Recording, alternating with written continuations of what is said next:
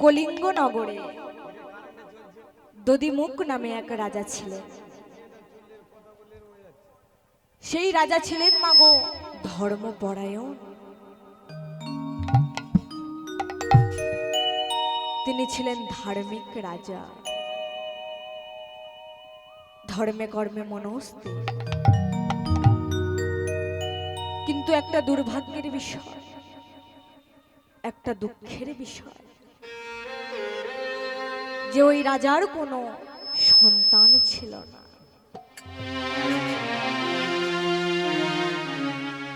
রাজা ছিল নিঃসন্তান। প্রতিদিনই রাজকর্ম করে, আর রাজকর্ম করে প্রতিদিনই সন্ধ্যায় যেন ওই গোবিন্দ মন্দিরে গিয়ে সন্তান ভিক্ষা করে। ওগো দয়াময়, এতদিন ধরে তুমি আমাকে নিঃসন্তান করে রেখেছিলে। তুমি জানো প্রভু, রানী আমার কাছে কত দুঃখ প্রকাশ করে, আমি নাকি সন্তান দিতে পারিনি। তুমি জানো প্রভু। ওগো দয়াময়, তোমার কাছে যে আর কিছু চাই না, তুমি আমার একটি পুত্র সন্তানে দাও, একটা কৃষ্ণ ভক্ত সন্তান আমাকে তুমি দাও। এই বলে মাগো গোবিন্দের চরণে পড়ে সন্তান ভিক্ষা করছি।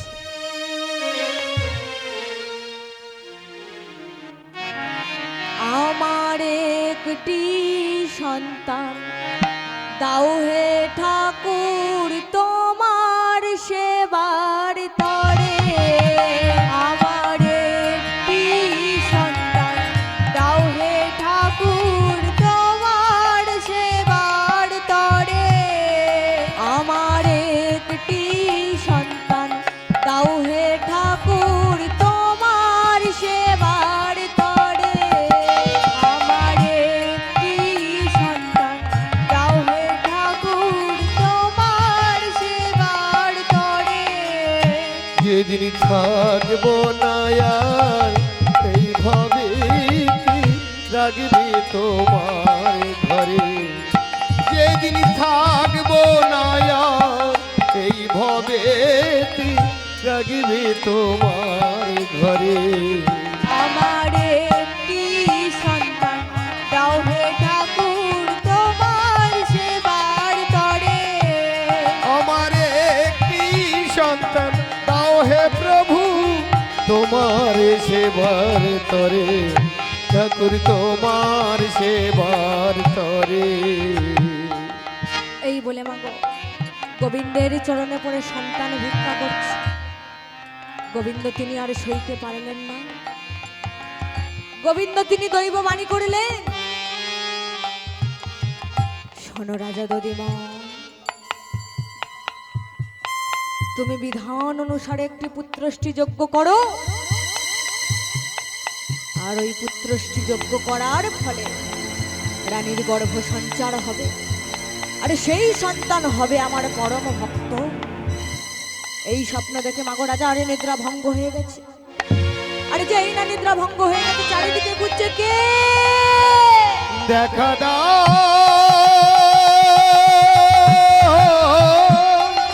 দেখো গো, দেখা দাও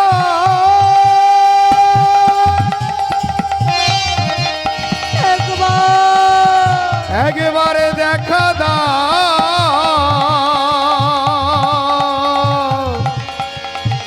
দেখা দাও দেখা দাও একবার দেখো গো।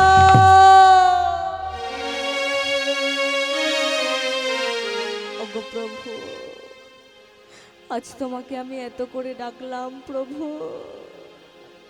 আর তুমি আমার ডাকে না সাড়া দিয়েই চলে গেলে। বলো না প্রভু, আজ তোমাকে আমি এতবার করে ডাকলাম, আর তুমি আমার ডাকে না সাড়া দিয়েই চলে গেলে। কিন্তু আমি একই স্বপ্ন দেখলাম, আমি যদি পুত্রষ্টি যজ্ঞ করি রানীর গর্ভ সঞ্চার হবে।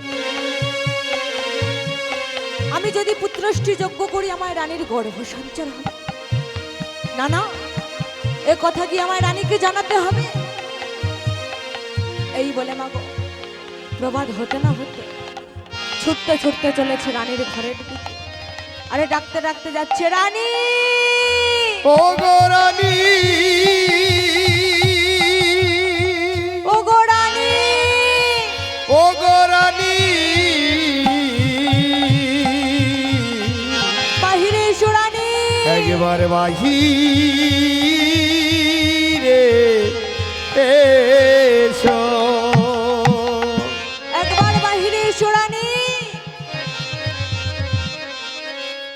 রানীমা বাহিরে এসে বলছে, মহারাজ কি হয়েছে?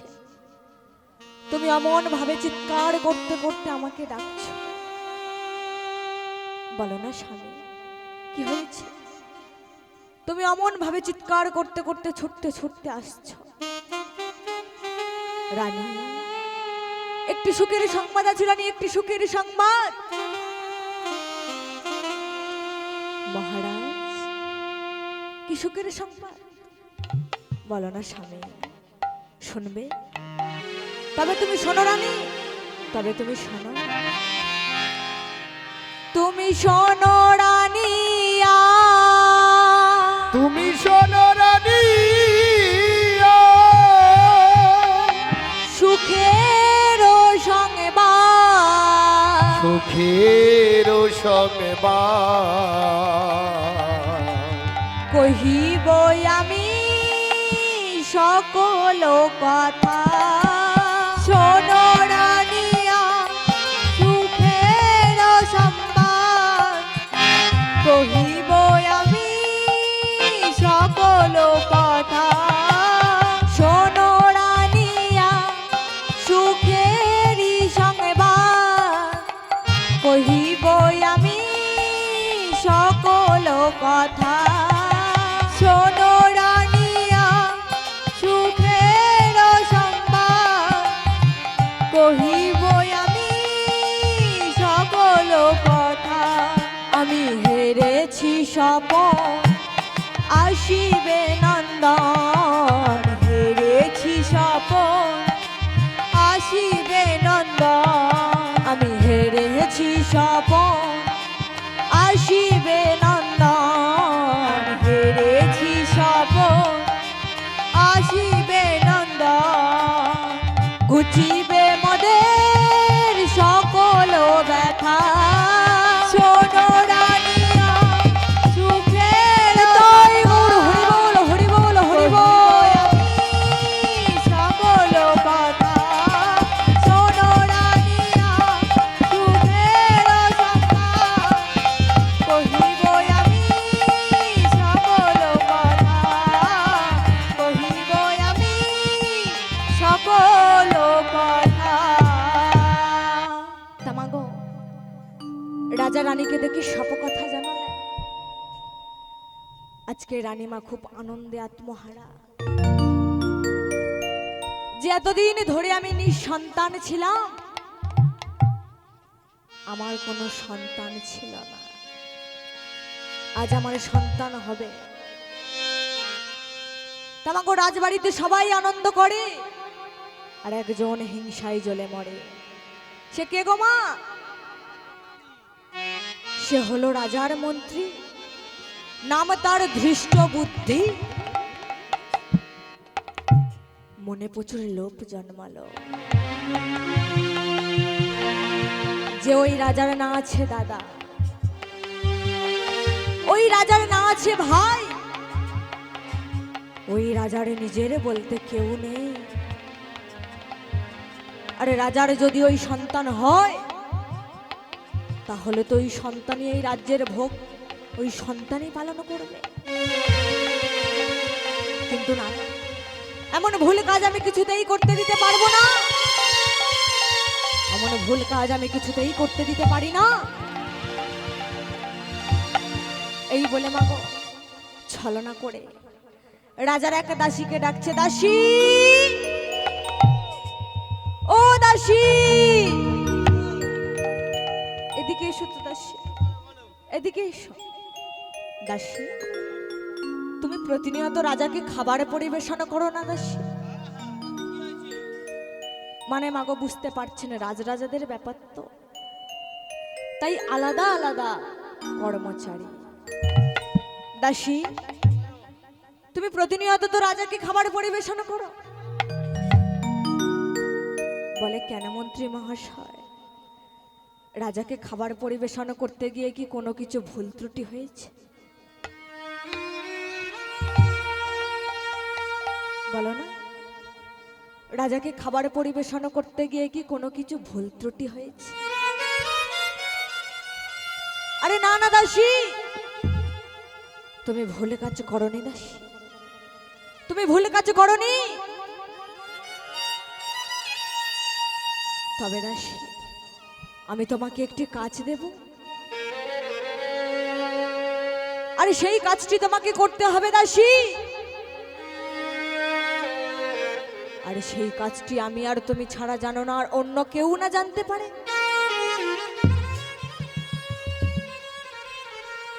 দাসী মনে মনে ভাবে, কি কাজ রে বাবা, এমন কি কাজ যে আমি আর মন্ত্রী মহাশয় ছাড়া জানো না, আর অন্য কেউ না জানতে পারে। দাসী, দেখি তোমার হাতটা বাড়িয়ে দাও দেখি। দাসী যেই না মাগো দাসী হাতটা বাড়িয়ে দিয়েছে, দাসীর হাতে একটি দ্রব্য দিয়েছে। দাসী, এই দ্রব্যটি তুমি নিয়ে যাও, আরে নিয়ে গিয়ে রাজার খাবারে একটু একটু করে তুমি মিশিয়ে দেবে।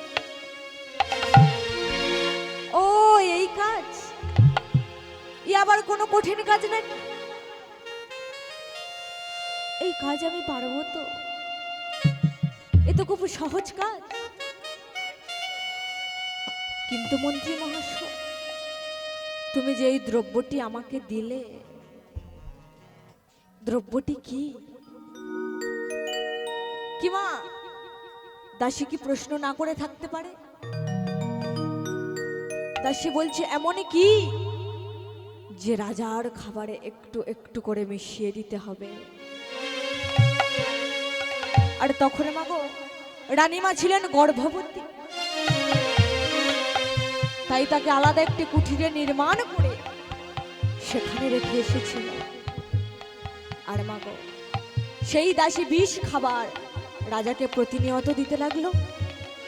আর সেই বিষ খাবার খেতে খেতে রাজার শরীর আস্তে আস্তে জরাজীর্ণ, রাজা আর রাজকর্ম পরিচালনা করতে পারছে না। রাজা নিজের কথা বলার ক্ষমতাটুকুই হারিয়ে ফেলেছে। আর সেই দাসী ছুটতে ছুটতে চলেছে রানীমার কাছে। ও গো রানীমা, ও গো রানীমা, ও গো রানীমা, ও গো রানীমা, বাহিরে আসুন রানীমা, একেবারে বাহিরে আসো। ও গো রানীমা, একবার বাহিরে আসুন রানীমা, একবার বাহিরে আসুন। রানীমা বাহিরে এসে বলছে, দাসী কি হয়েছে দাসী? তুমি অমন ভাবে চিৎকার করতে করতে ছুটতে ছুটতে আসছো দাসী, বলো না দাসী কি হয়েছে? রানীমা, মহারাজের যে বড় বিপদ রানীমা,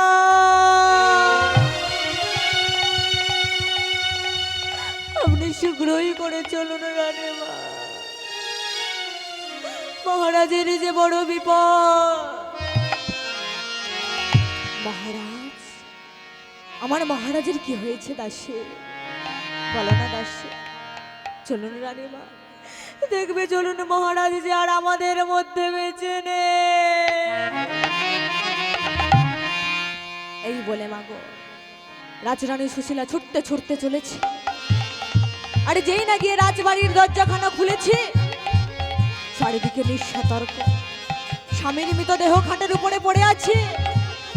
গিয়ে জড়িয়ে ধরে বলছে, স্বামী ও গো স্বামী, একবার কথা বলো স্বামী। ও গো স্বামী গো, একবার কথা বলো। ওগো স্বামী,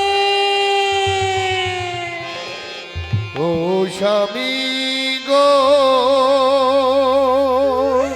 একবার কথা বলো স্বামী। একবারে তুমি কথা বলো না, একবারে তুমি কথা বলো না, না গো একবার তুমি কথা বলো না। দেখো স্বামী, ও স্বামী গো, একবার কথা, একবার কথা বলো স্বামী।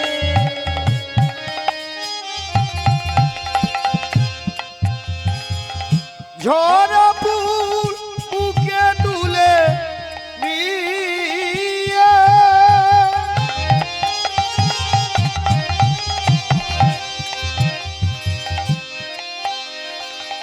স্মৃতির সুরভি জেলে দিয়ে, একবার কথা বলো স্বামী, দেখো স্বামী, একবার তুমি কথা বলো না, হারানো স্মৃতি মনে রেখো না, না গো হারানো স্মৃতি মনে রেখো না। ওগো স্বামী, ও স্বামী গো, কথা বলো স্বামী, কথা বলো,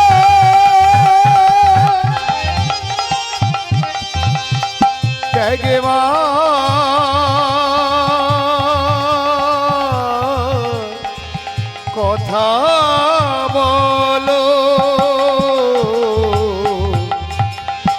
হারানো স্মৃতি মনে রেখো না, না গো হারানো স্মৃতি মনে রেখো না, না গো হারানো স্মৃতি মনে রেখো না।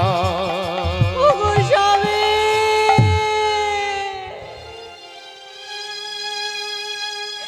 একবার কথা বলো স্বামী, সে দেখো স্বামী, আমি যে তোমার রাজরানী সুশীলা। ওগো স্বামী, আমাকে একা রেখে তুমি কোথায় চলে গেলে স্বামী? বলো না স্বামী, আমি কি নিয়ে থাকবো বলে দাও। ভগবানের চরণে পড়ে কাঁদছো গো দয়াময়। এতদিন ধরে তুমি আমাকে নিঃসন্তান করে রেখেছিলে, তুমি আমাকে সন্তান দাওনি। আর আজ যখন আমার সন্তানকে দিলে, আমার স্বামীটাকে নিলে কেড়ে। বলো না প্রভু, এই কি তোমার বিচার? বলো না, এই কি তোমার লীলা প্রভু? এই কি তোমার খেলা? এই কি তোমার লীলা প্রভু? এই কি তোমার খেলা? দয়াময়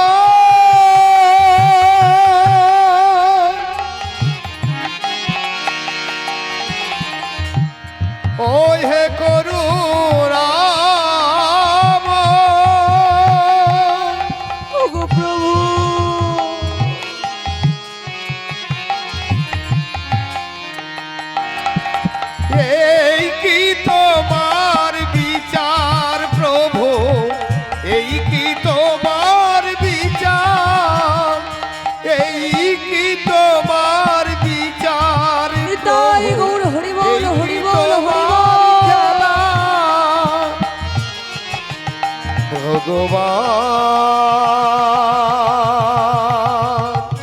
বলে দাও ও হে কৃপা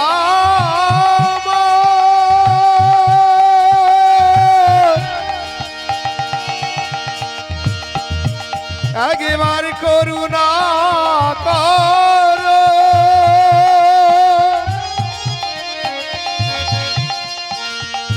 হে করুণা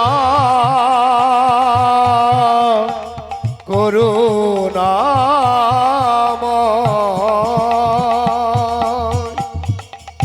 ওগো দয়াময়, আমার স্বামীকে তুমি ফিরিয়ে দাও। আমি যে আর কিছু চাই না। এই বলে মাগো রাজরানী সুশীলা প্রহর রোদ্দুর কিরণে পথে বাহির হয়ে গেল। আরে পথে চলতে পারছে না, এক কুড়ে ঘরের সম্মুখে গিয়ে ডাকছে, কেউ আছো? দেখা দাও দেখা দাও, দেখা দাও একবার একবার দেখা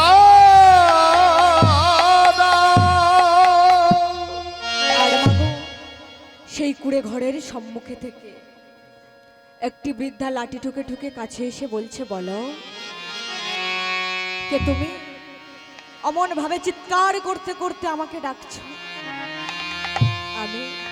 আমি হলাম ওই রাজবাড়ির সুশীলা, আমাকে একটু থাকার জায়গা দেবে।